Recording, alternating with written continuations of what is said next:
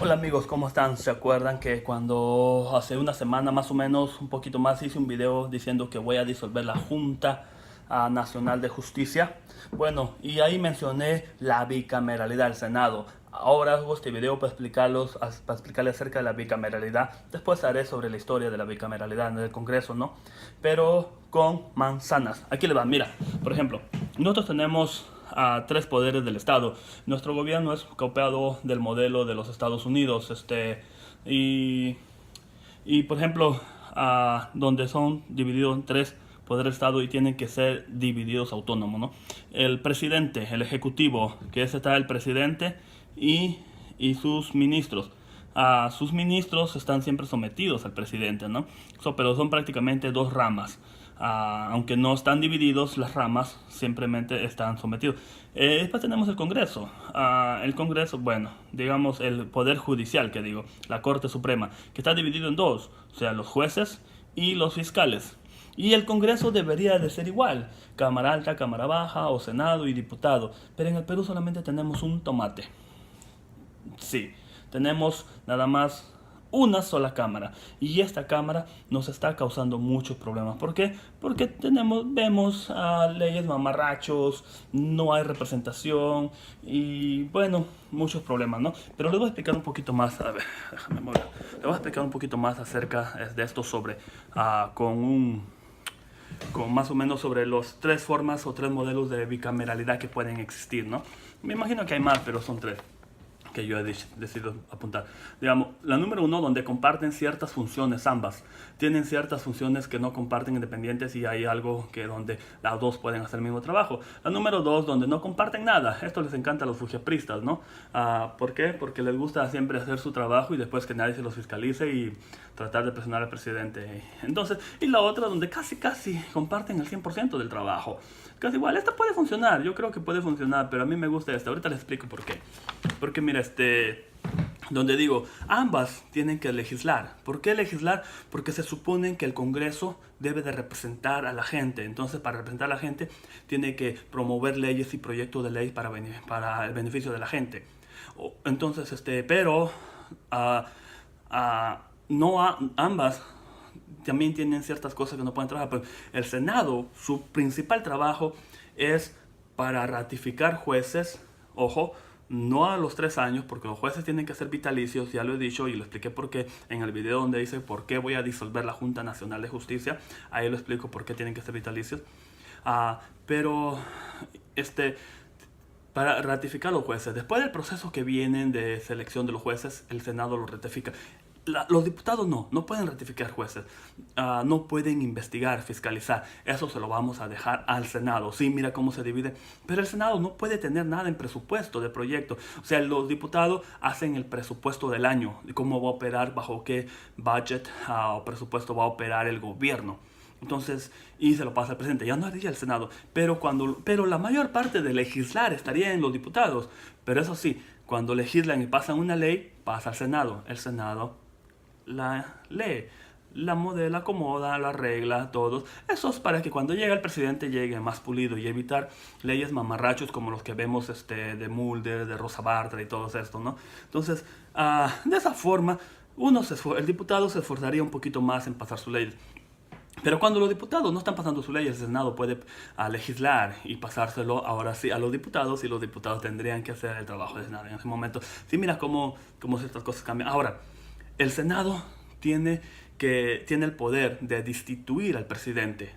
No los diputados, no tienen nada que ver aquí los diputados, pero el Senado sí. Entonces, y eso por eso me gusta, ¿no? Porque la Junta Nacional de Justicia que tenemos, una sola Cámara nos ha creado una Junta Nacional de Justicia, anteriormente Consejo Nacional de la Magistratura, ¿no? ¿Para qué ha servido? Para hostigar jueces, nada más, o sea, no sirve para nada, hay que disolverlo esa Junta.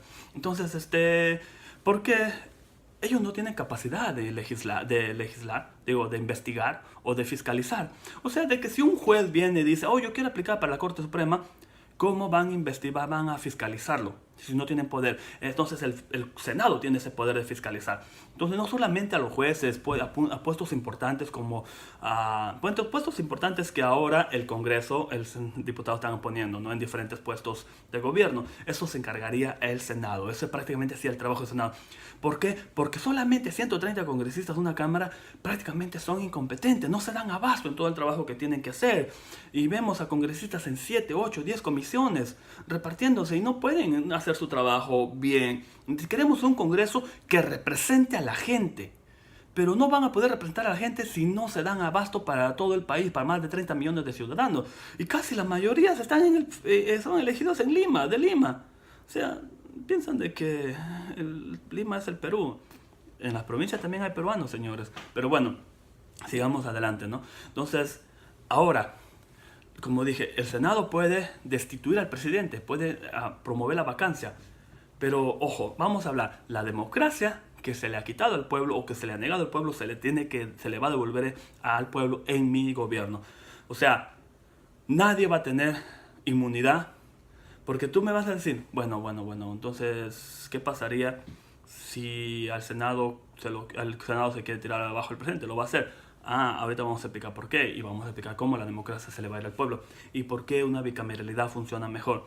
Entonces, por ejemplo, si y ahorita respondo la pregunta. Antes de eso voy a responder la pregunta. Bueno, ¿cómo va a fiscalizar? Lo que decía Andrés Vitocho, ¿no? ¿Cómo voy a fiscalizar? Si yo no tuviera inmunidad, yo no hubiera podido fiscalizar a ese poderoso. Claro, ¿por qué? Porque tiene jueces y fiscales amigos de la Corte Suprema que te pueden ir a atacar.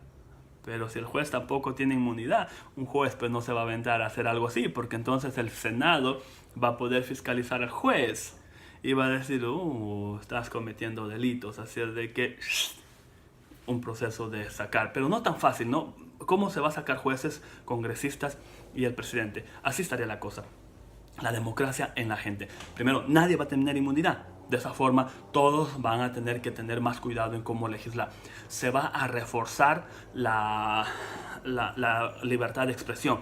Ningún juez, fiscal, congresista, senador, diputado, presidente o ministro podrá demandar a un ciudadano por difamación. No. Porque si alguien te difama y te dice, oye, tú eres corrupto, eres ladrón, bueno, entonces, pues oye, muéstrame la prueba, denúnciame. No, es que no tengo las pruebas. Bueno, pues entonces que es mentira, ¿no? Entonces, se acabó. Ahora, si no tienes las pruebas, discúlpate nomás. Y eso está en la Constitución, que te pida disculpas. Pero, ¿qué pasa ahora? Te demandan y al toque llegan a los jueces y fiscales. ¿Por qué? Porque pues hay corrupción, ¿no? Hay corrupción, hay amiguitos y hay una desproporción ahí, está desproporcionado. Porque un congresista, un político, tiene toda la maquinaria detrás que uno lo tiene un ciudadano. Entonces, eso se tiene que eliminar. Olvídese de que van a poder demandar ciudadanos común y corriente. Ahora, ¿cómo sacar un juez? Digamos que se tienen que colectar más de 100.000 firmas, 120.000, 150.000 para sacar un juez. Entonces, al colectar esa firma, se va al Senado lo investiga, lo legisla, lo revisa, lo hace todo lo que tenga que hacer, y dice, sí, hay pruebas, hay que hacer. Entonces, esto puede pasar a un tipo referendo, donde la gente va a votar si es que le puede sacar a este Senado, a este congresista, a juez o no, te imaginas, no va a ser solamente por firma, va a pasar por el Senado se va a encargar de mirar si es que es cierto o no es cierto, y de ahí va a pasar un referendo. Entonces, digamos que un Chávarri que ha caído, y en mi opinión, y cito la Constitución, artículo 3 y 4, para defenderme, mi opinión. Entonces, digamos que Chávarri es corrupto, ¿no? Que lo sabemos. Entonces, y entonces el Senado mira y dice, ¿sabes qué? Si hay indicios, pasaría un referendo. Entonces la gente iría a votar si quiere que Chávarri continúe o no. Entonces Chávarri va a tener que defenderse y convencer a gente. Entonces, y también si hay un juez deja libres a narcotraficantes, violadores, corruptos, y deja libre mucha gente que claramente están violando los derechos, ¿no? Claramente sabemos de que están haciendo mal su trabajo. Entonces, esta gente, ¿cómo se llama? Se puede crear un proceso de recolección de firmas para sacar a ese juez porque no está haciendo su trabajo como debe hacer. En caso de los congresistas, son menos firmas.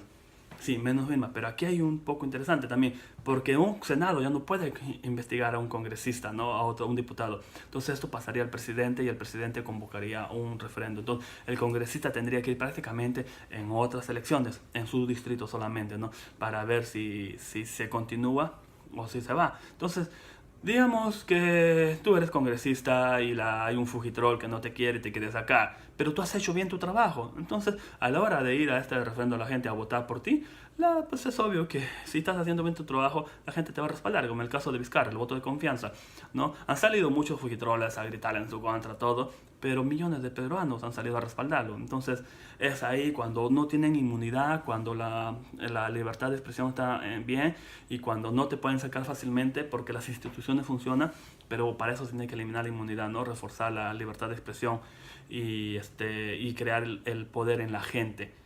Pero la gente no va a haber carnicería, o sea, tiene que haber instituciones que funcionen y tiene que estar bien detallado. Ahorita tenemos pues un mamarracho, igual que los congresistas hacen lo que quieran, hay impunidad más que inmunidad. Ahora, ¿cómo se saca al presidente? Con una sola firma. Va a decir, Omar, pero el día que seas presidente tú te puedes sacar cualquier fugitrol con una firma. Un momento. Entonces, si es que el presidente ha cometido un delito, entonces cualquier persona puede llevar y presentar la denuncia al Poder Judicial.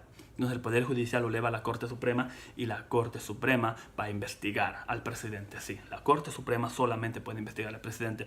Cuando la Corte Suprema determine que hay indicios, todo, y que sí ha cometido un delito, no indicios, sino que comprueba de que cometió un delito, entonces una vez que termina el caso se la presenta al Senado y el Senado tiene que empezar un proceso de vacancia del presidente, un proceso de destitución del presidente. Ya no irían a elecciones, ya no iría a referendo de elecciones, no.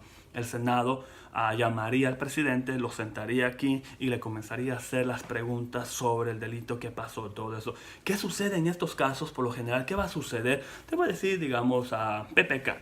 PPK, pues que era un lobista que creó Westfield Capital. Y entonces, resulta que si hubiera existido un Senado, el Senado lo hubiera llamado para hacerle preguntas. Entonces, por lo general, o por lo que va a pasar, o lo que pasaría siempre, si el presidente ha cometido actos de delitos y es llevado al Senado, el presidente va a renunciar antes de ir al Senado. ¿Por qué renunciaría el presidente?